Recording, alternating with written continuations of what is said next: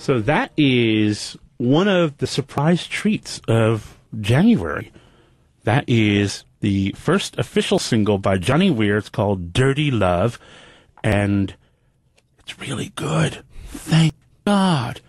You know, when publicist sent it over, I thought, oh, Christ. Here we go. Another celebrity who thinks they can sing. Put it on. And boy, did I eat my words. It's really, really good.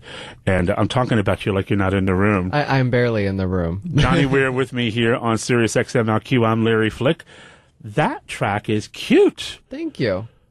I didn't know you could sing. Well, I didn't know I could sing either. It was really just a project for fun. I had 2 days off in LA in the spring last year, and I said, well, I'm going to come over. And he said, well, let's get in the studio and we'll just play around. And you know, I don't care if I make 1 cent. I don't think I'm Etta James or Christina Aguilera with my singing ability, but it's fun. I want people to dance. I want people to enjoy it. I'm glad you did. It's a real record. I've worked in the music business for 100 years, as you can tell by looking at me, and never. It's a real record. It's a real record. So who produced it? Lucian Piani is actually the producer. He does all of RuPaul's music. He scores movies and things in Los Angeles, and has become a really good friend of mine. And he did a kick-ass job. He really did.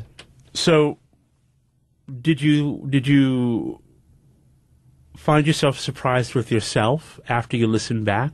Absolutely, because usually I just sing in my car when you play the music loud enough that you can sing along to it and you sound just like whoever you're trying to emulate at that moment with the song, or I sing in the shower where the acoustics are amazing. So when I got into a studio where you can't hide anything, I was very impressed with myself. Yeah, I hate to forgive me for seeming so surprised. It's just, you know, no, it's surprising. Believe me, I lived through the Paris Hilton record, and I love Paris Hilton, but how you doing? The stars are blind. Yeah. And yeah, so anyway, it was just such a nice treat, and it made me wonder, are you making a full record?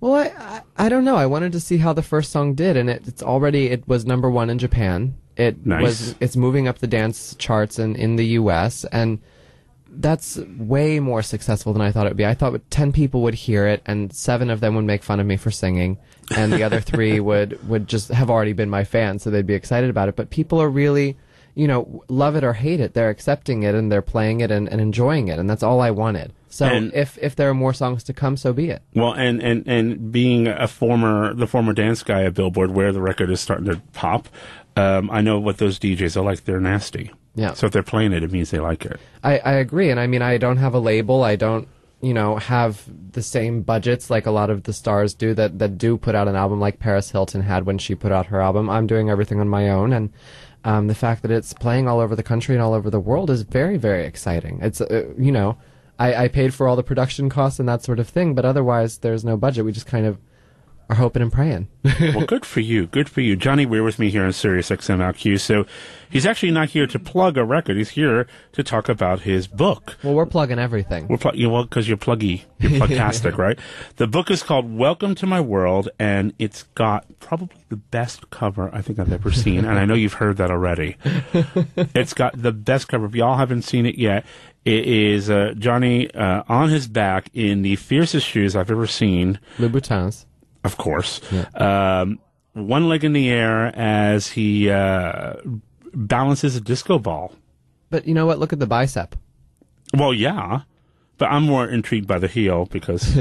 See, I love the heel and the bicep. Those are the parts of the cover I like the most. Well, it's the contrast, right? It's the femme and the butch. Exactly. It's really cool. And it's a neat book because it's relaxed. It's a nice, crisp, easy read. It feels... like you wrote it. I did write it. This is a new experience for a guy like me to actually have someone in my studio who can sing, and he's made a record, and who wrote a book and actually did indeed write it. You're a little bit of an anomaly, Johnny. Well, I don't like to do anything if I can't do it well. So if I had started to write a book and I hated the way it sounded or I hated what was going on with it, I would have stopped. Because I know my limitations. It's the same with the singing. I went in just to have fun and to sing a few lines and hear what it sounds like on a computer, and I thought I did well, so I made a whole song.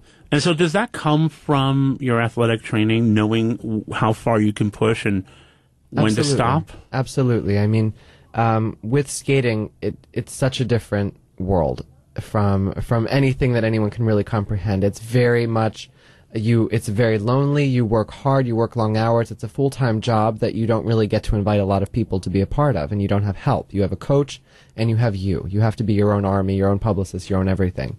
And with that takes a lot of work, and to be strong and work hard, it's difficult. So through all of that and constantly being judged and knocked down for whatever reason by skating judges or by press or anything like that, I've learned to be very hard and very strong and very, strong-minded and strong-willed.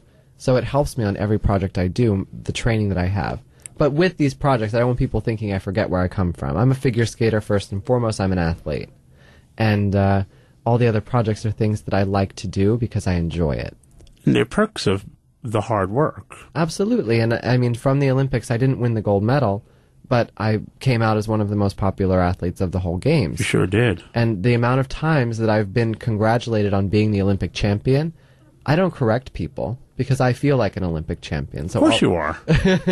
Of course you are. Johnny Weir with me here on Sirius XM Q on Larry Flick. His book is called Welcome to My World. And for folks who have not had a chance to investigate this book, what was it about putting on skates that felt right to you? It was just natural. Yeah. It was the same when people sing for the first time and everyone's blown away, but you don't really know you're singing well. I didn't know I was skating well. It took me a week to learn an axel, which usually takes, it's a jump. It usually takes people 5 years to learn it. And I started to skate when I was older, too, so I really didn't realize that I had any chance or shot at being a figure skater. But I got on the ice in a cornfield behind my house. People told my parents to get me into a real class because they thought maybe I could do something because I could skate very well on a cornfield that had frozen over from a blizzard. And within 1 year, I was on the national figure skating team. Within 5 years, I was a junior world champion and an alternate for the Olympic Games in Salt Lake City. It just was natural. There was no feeling. I just went. You just went. It just natural aptitude. Yes. It's funny because reading the book, listening to the music, watching you in the media, you're very, very high volume. Mm-hmm. But my instincts tell me that you're not really. My instincts tell me that you were, at least in the beginning of your life, really shy. I was terribly shy when I was young, and I'm still very shy. And my public image is the cover of my book. That's what people think of me because there is a small part of you that will always try to perform, especially as an artist and as a performer. I always perform. But at the same time, I'm not afraid of people. I don't get nervous when I meet celebrities. I don't get nervous to go on the radio and talk, and I'm not afraid to make a mistake.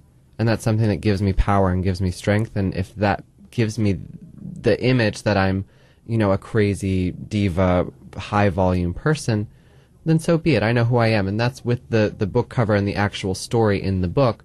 I wanted that contrast. I wanted the cover to be what everyone thinks of me, then read the story and see that I'm just a small-town kid that worked very hard for everything I've achieved. And so was part of the natural glide, for lack of a better word right now, into skating, was that because of the shyness? Was it because it was easier to explore your body and your will and all that you had inside yourself without other people around you? I've always been an individual style person. When I was little, I didn't want to play soccer or football like the other kids. I wanted to ski because it was alone and individual. Then I got into horseback riding and then skating. I never was a team player. And figure skating offered me that moment to express myself to music. I grew up listening to classical music and Chopin and Tchaikovsky because being from a very small town, it was very isolated. And we didn't have the same pop culture as the cities nearby or the towns nearby. It was very Amish and very conservative. So if I heard pop music, it was probably from the 50s, 60s, or 70s. And, it's a beautiful thing to be able to grow in a place where nothing is pushing down on you. You can form completely your own decisions about the world and what you like. And figure skating offered me that moment where I could completely be free, fly around the ice, skate to music, be artistic, and never be nervous about the ramifications of being too pretty or being too outrageous or avant-garde. Did acceptance of your sexuality come as naturally as your athleticism? Yes. I was 6 when I first realized that there was something a bit different about me. I didn't know that it was gay at the time. Obviously, you're 6. But I remember watching Pretty Woman and wanting to be Julia Roberts desperately. And as I grew up and started to realize that I was gay, 12, 11, when people started calling me F-word in school or whatever, I started to realize that, I didn't choose it. I've known this since I was 6, that something was different. I didn't choose to be different. I'm not making a spectacle of myself. I don't make a spectacle of the fact that I'm white or that I have a penis. So why would this thing, being gay, that I'm born with, why would I make a spectacle of it? So I used it to my advantage. I just said, you know what? It just makes you more rounded. You're very open to the world. It's a good thing, but don't rest on that. Don't rest on what you're born with. Make yourself something. And that's been my acceptance of it, because I don't really think that much of it. That's really cool. That's really cool. Johnny Weir with me here. I'm Larry Flick on Sirius XM OutQ, and the book, again, is called Welcome to My World. Is there ever any concern that the loud volume of your image will distract people from your skills? Because you are a remarkably skilled man. Thank you. No, I'm never afraid of that, because people, no matter what, will think what they want about you. For example, this year going into the Olympics, I knew that my chances of winning a medal were very slim. And the U.S. Figure Skating Federation, who basically decides who gets to go to the Olympics for America, essentially said to me at our qualifying competition, we're looking at you to go not because you're one of the best skaters, but because you have a reality television program and people will watch because you're on it. And there was nothing that was more depressing or more devastating to me, because first and foremost, I'm an athlete that works just as hard as anyone else, that is just as good, if not better, than everyone else. And it was completely disrespectful to me and what I do. But it's a double-edged sword. At the same time, when these people don't like me because of my reputation and my image, so many people have found strength through me, and every time I fall down and have to get up again, people find strength in that, and I can inspire some people and open minds. That's something that I've had to learn to accept, because I only want to win. I only want people to see that I'm good at things, and that I try hard and I work hard. And it's hard when your image does hurt that, but I've learned to accept it. I'm strong enough to deal with it. You are like blowing me away 10 times over, I gotta tell you, because you're fun, you're interesting, and you're playful, and you are proof that just because you're a little high volume doesn't mean that there's other stuff. In order to be everywhere, in order to be this queen on the cover of this book, yes, you actually have to have something going on. Exactly. And so, right on to you. Thank you. Really, I mean, you're really. I'm sitting here, kind of just taken aback, because I've always been a fan, but to sit here and talk to you and listen to you speak, and I just think, wow, incredible. Thank you. So thank you for taking time to talk with me today. Well, thank you for taking your time to talk to me. Johnny Weir's book is called Welcome to My World, and because I like it, because it's my show and nobody tells me what to do, we're going to listen to your single again. Yay! Why not, right? Perfect. This is Dirty Love by Johnny Weir.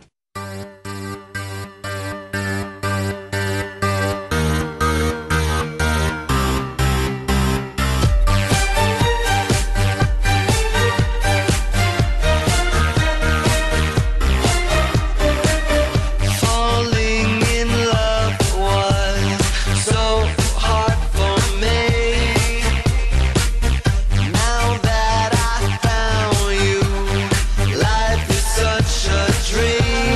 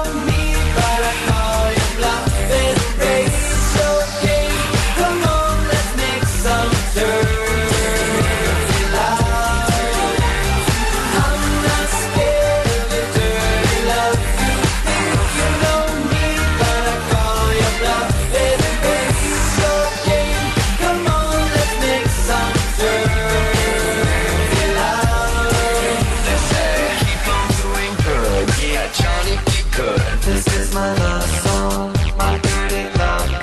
Butagniom. Fight.